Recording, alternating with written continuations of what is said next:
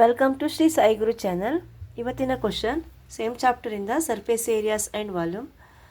A tent is in the shape of cylinder surmounted by a conical top. If the height and diameter of the cylindrical part are 2.1 meter and 4 meter respectively, and the slant height of the top is 2.8 meter, find the area of canvas used for making the tent. Also, find the cost of the canvas of the tent at the rate of 500 rupees per meter square. So here notice is given, the base of the tent will not be covered with the canvas. Question ತುಂಬ lengthy ಇದೆ, ಆದರೆ ತುಂಬ easy ಇದೆ. ಏನೇನು ಕೊಟ್ಟಿದ್ದಾರೆ ನೋಡೋಣ. ಇದೇನಿದು 2.1 metre ಮತ್ತು 4 ಮೀಟರ್ ಏನಿದು, ಇದು ಸಿಲಿಂಡ್ರಿಗೆ ಸಂಬಂಧಪಟ್ಟಿರೋ ಇನ್ಫಾರ್ಮೇಷನ್. ಹೈಟ್ ಮತ್ತು ಡಯಾಮೀಟರ್, ಇದು ಸಿಲಿಂಡರ್ನ ಹೈಟ್ ಮತ್ತು ಡಯಾಮೀಟರ್, ಅದನ್ನ ಏನು ಕೊಟ್ಟಿದ್ದಾರೆ ನೀಟಾಗಿ ಬರ್ಕೊಳ್ಳೋಣ. The height of cylinder h is equal to ಎಷ್ಟಿದೆ ನಮಗೆ 2.1 metre, 2.1 metre and diameter of cylinder, diameter d is equal to 4 metre. ಇಲ್ಲಿ ಡಯಾಮೀಟರ್ ಅಂದ ತಕ್ಷಣ ನಾವು ರೇಡಿಯಸ್ ಕ್ಯಾಲ್ಕುಲೇಷನ್ ಮಾಡ್ಕೊಂಡ್ಬಿಡಬೇಕು. It is d/2 is equal to 4/2 metre, 2 metre ಆಯಿತು. Radius 2 metre ಆಯಿತು. ಓಕೆನಾ. ಈಗ ಹೈಟ್ ಗೊತ್ತಾಯಿತು, ರೇಡಿಯಸ್ ಹೈಟ್ ಕೊಟ್ಟಿದ್ದಾರೆ, ರೇಡಿಯಸ್ ಕ್ಯಾಲ್ಕುಲೇಷನ್ ಮಾಡ್ಕೊಂಡ್ವಿ. ಇನ್ನೊಂದೇನಿದೆ ಇಲ್ಲಿ, slant height of the top. Slant height of the top ಅಂದ ತಕ್ಷಣ ನಮ್ಗೆ ಏನು ನೆನಪಾಗ್ತಾಯಿದೆ, ಕೋನ್ ನೆನಪಾಗ್ತಾಯಿದೆ. ಈಗ ಡೈಗ್ರಾಮ್ ಹಾಕೊಳ್ಳೋಣ. ಇದು ಟೆಂಟ್ ಯಾವ ಶೇಪಲ್ಲಿದೆ, ಈ ಶೇಪಲ್ಲಿದೆ. ಅಂದರೆ ಇದು ಸಿಲಿಂಡರ್ ಬಾಡಿ ಆಯಿತಲ್ವಾ.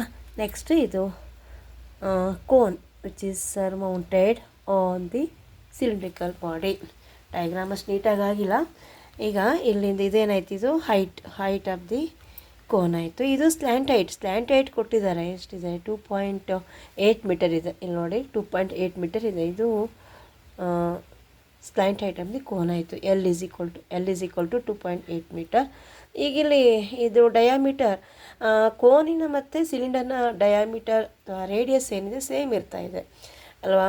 ಈಗ ಡಯಾಮೀಟರ್ ಆಫ್ ದಿ ಸಿಲಿಂಡರ್ ಎಷ್ಟು ಕೊಟ್ಟಿದ್ದಾರೆ ನಮಗೆ, 4 ಮೀಟರ್ ಇದೆ. ಈ ಕೋನಿನ ಡಯಾಮೀಟರ್ ಕೂಡ 4 ಮೀಟರ್ ಆಯಿತು. ಅದು ರೇಡಿಯಸ್ಸು ಮತ್ತು ಈಕ್ವಲ್ ಆಗ್ತಾಯಿದೆ. ರೇಡಿಯಸ್ ಎಷ್ಟಿದೆ, 2 ಮೀಟರ್ ಇದೆ. ಸರಿನಾ.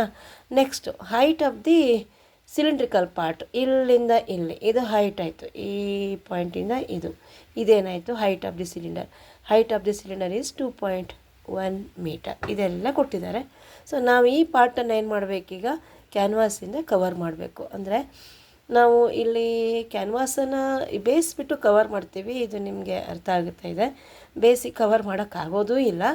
ಆದ್ದರಿಂದ ನಾವೀಗ ಈ ಸರ್ಫೇಸ್ ಏರಿಯಾ ಅಂದರೆ CSA ಆಫ್ ದಿ ಕೋನ್ ಮತ್ತು CSA ಆಫ್ ದಿ ಸಿಲಿಂಡರ್, ಈ ಎರಡು ಸರ್ಫೇಸನ್ನು ನಾವು ಕ್ಯಾನ್ವಾಸಿಂದ ಕವರ್ ಮಾಡಬೇಕು. ಇಲ್ಲಿ ಕ್ಯಾನ್ವಾಸ್ ರೇಟ್ ಕೊಟ್ಟಿದ್ದಾರೆ 1 ಮೀಟ್ರ್ ಪರ್ ಮೀಟರ್ ಸ್ಕ್ವೇರ್ಗೆ 500 ರೂಪೀಸ್ ಇದೆ ಕಾಸ್ಟು. ಹಾಗಾಗಿ ಟೋಟಲ್ ಕಾಸ್ಟ್ ಕ್ಯಾಲ್ಕುಲೇಷನ್ ಮಾಡ್ಕೊಬೇಕಾಗುತ್ತೆ. ಸರಿನಾ. ನಾವೀಗ ಮೇನ್ ಇದಕ್ಕೆ ಬರೋಣ. ಸ್ಟೇಟ್ಮೆಂಟ್ ಬರೆಯೋದು ಭಾಳ important. Surface area of the ಯಾವ್ದು ತೊಗೊಳ್ಬೇಕು ನಾವೀಗ, surface area of the solid ಅಂದರೆ area of the canvas used.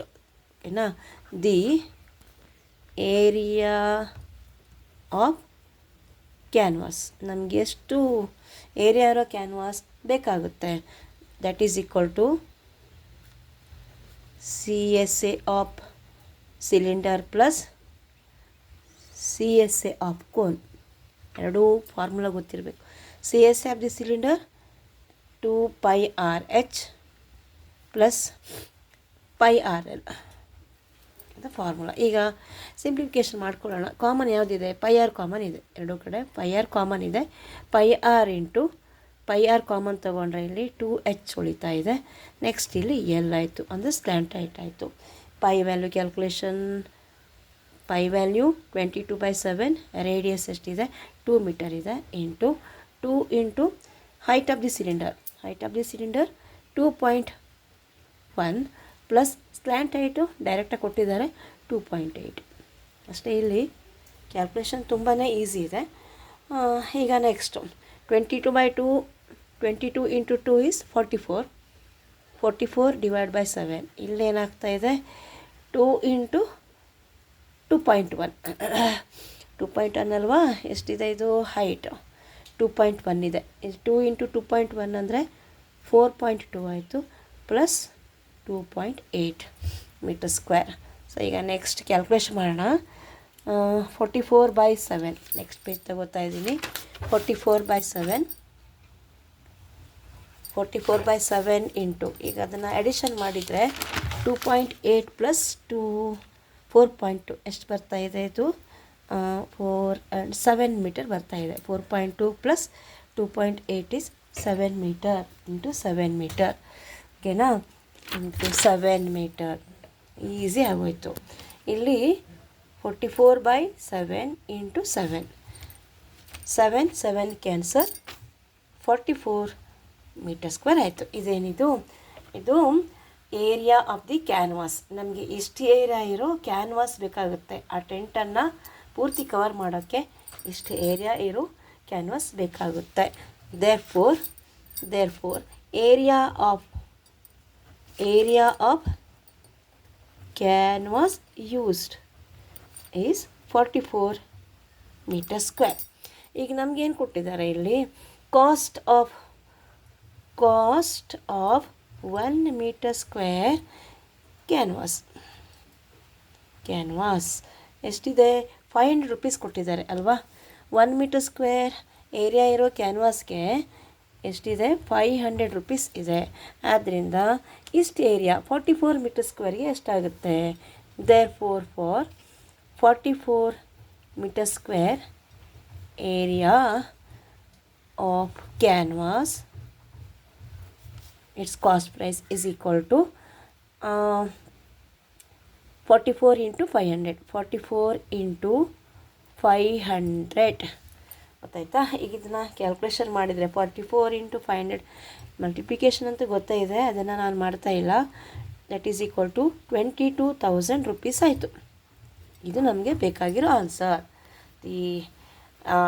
ಇಷ್ಟು ಆ ಕ್ಯಾನ್ವಾಸ್ ಏರಿಯಾ ಏನಿದೆ 44 ಮೀಟರ್ ಸ್ಕ್ವೇರ್ ಏರಿಯಾ ಇದೆ. 1 metre square area of canvas cost is 500 rupees. ಅದರಿಂದ 44 ಮೀಟರ್ ಸ್ಕ್ವೇರ್ ಏರಿಯಾ ಇರೋ ಕ್ಯಾನ್ವಾಸಿನ ರೇಟ್ ಎಷ್ಟಾಯಿತು? 22,000 ರೂಪೀಸ್. ಗೊತ್ತಾಗ್ತಾ ಇದೆಯಲ್ವಾ? ಇದನ್ನು ಪ್ರಾಕ್ಟೀಸ್ ಮಾಡಿ ನೀವು. I hope you understand this problem. Please do share, comment and subscribe Shri Sai Guru channel. Thank you.